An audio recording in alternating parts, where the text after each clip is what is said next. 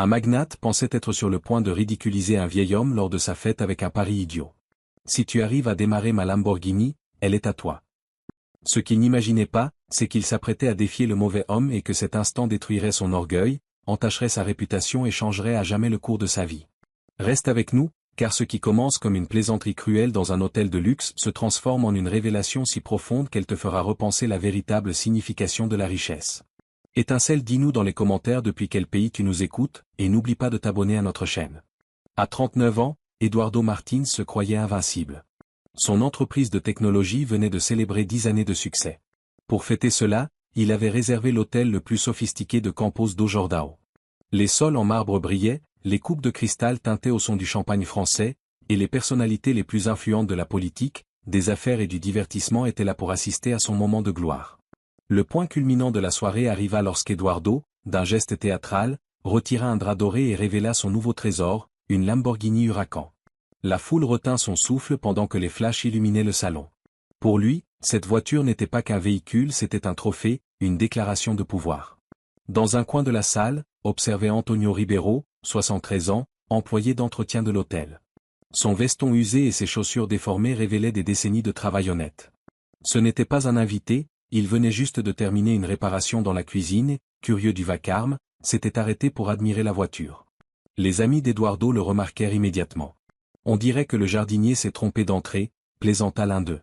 Au lieu de demander discrètement à Antonio de partir, Eduardo y vit une occasion de spectacle. « Alors, vieux, tu aimes mon nouveau jouet ?» le provoqua-t-il. « C'est une belle machine, » répondit Antonio avec calme. « Belle ?» rit Eduardo. « Cette voiture vaut plus que ce que tu gagnerais en plusieurs vies. » Imperturbable, Antonio murmura. « La soupape d'échappement semble légèrement désalignée. »« Rien de grave, mais elle l'est. » Le public éclata de rire. Eduardo se sentit défié. « Ah, nous avons donc un expert ? Tu sais quoi ? Si tu arrives à la démarrer, elle est à toi. » Les rires redoublèrent, les téléphones se levèrent pour filmer la scène. Mais Antonio accepta le défi avec calme.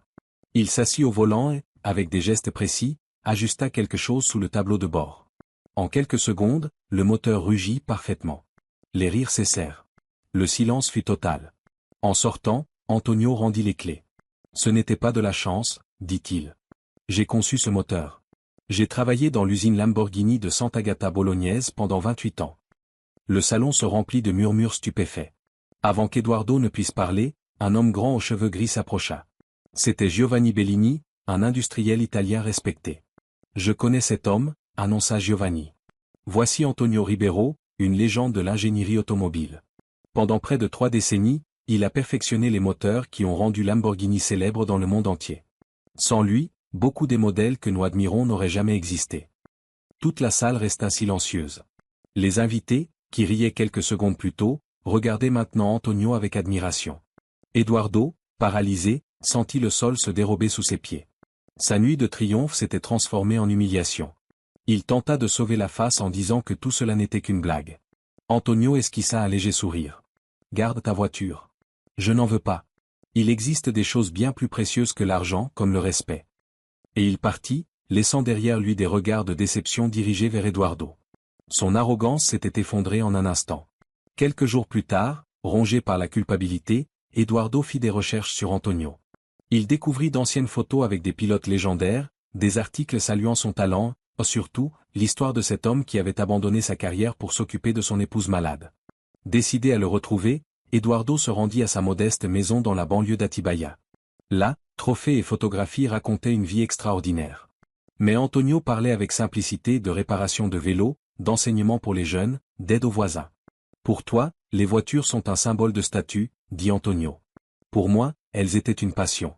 Mais les gens passeront toujours avant les machines. » Cet après-midi-là, il emmena Eduardo à l'hôpital Santa Cecilia, où il faisait du bénévolat auprès d'enfants atteints de cancer. C'est là qu'ils rencontrèrent Gabriel, un garçon de 9 ans atteint de leucémie, dont la seule chance de survie reposait sur un traitement expérimental en Allemagne. Son coût ? L'équivalent du prix d'une Lamborghini. Antonio ne demanda rien. Il se contenta de montrer la réalité. Eduardo, tourmenté, ne dormit pas de la nuit. Le lendemain matin, il décida de mettre sa voiture aux enchères pour financer le traitement de Gabriel et aider d'autres enfants. Il déclara devant le conseil de son entreprise que ce ne serait pas une action de marketing, mais une nouvelle mission. Tout le monde approuva l'idée. Mais avant que la vente n'ait lieu, l'état de Gabriel s'aggrava. Eduardo n'attendit pas. Il transféra l'argent depuis son propre compte, affréta un avion médical et envoya l'enfant et ses parents à l'étranger. La nuit de l'événement caritatif arriva avec une triste nouvelle. Antonio avait subi un léger infarctus. Depuis sa chambre d'hôpital, il insista, « Continue. Les enfants passent avant tout. » Pendant l'événement, Eduardo monta sur scène. « Il y a 2 semaines, j'ai voulu humilier un homme. À la place, il m'a enseigné la vraie valeur de la vie. La richesse ne réside pas dans ce que nous possédons, mais dans ce que nous offrons. » La Lamborghini fut vendue 5 fois sa valeur initiale.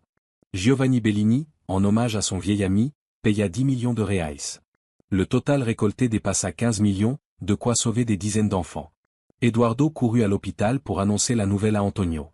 Ils rirent, pleurèrent et, en silence, scellèrent une amitié. Eduardo finança aussi l'opération d'Antonio et commença à s'occuper de Lucas, le petit-fils curieux de l'ingénieur, passionné par les moteurs. Quelques mois plus tard, Eduardo vendit son appartement de luxe et, avec Antonio, ouvrit l'école atelier main de fer, où ils enseignaient la mécanique à des jeunes défavorisés. La première promotion comptait 14 élèves tous embauchés. Gabriel entra en rémission. Lucas s'épanouit, appelant Eduardo « tonton ». Antonio, rétabli, continua d'enseigner les moteurs et les valeurs. Eduardo restructura son entreprise, partagea les bénéfices avec ses employés et céda une partie des actions à la fondation. Un après-midi doré, il regarda Lucas démarrer un moteur fraîchement assemblé. Le son parfait le bouleversa. Il comprit alors que cette nuit d'humiliation ne lui avait pas fait perdre une voiture, elle lui avait arraché la vanité et le vide, et lui avait offert une famille, un but et la paix. Au coucher du soleil, Eduardo regarda Antonio et dit « Merci de m'avoir laissé perdre ce pari. » Antonio sourit. Parfois, il faut perdre ce qui n'a jamais compté, pour comprendre ce que signifie gagner. Pour la première fois, Eduardo se sentit véritablement riche. Il comprit que la vraie richesse ne se mesure pas aux possessions ni au statut, mais aux vies que l'on touche, à la dignité que l'on préserve et à l'amour que l'on partage.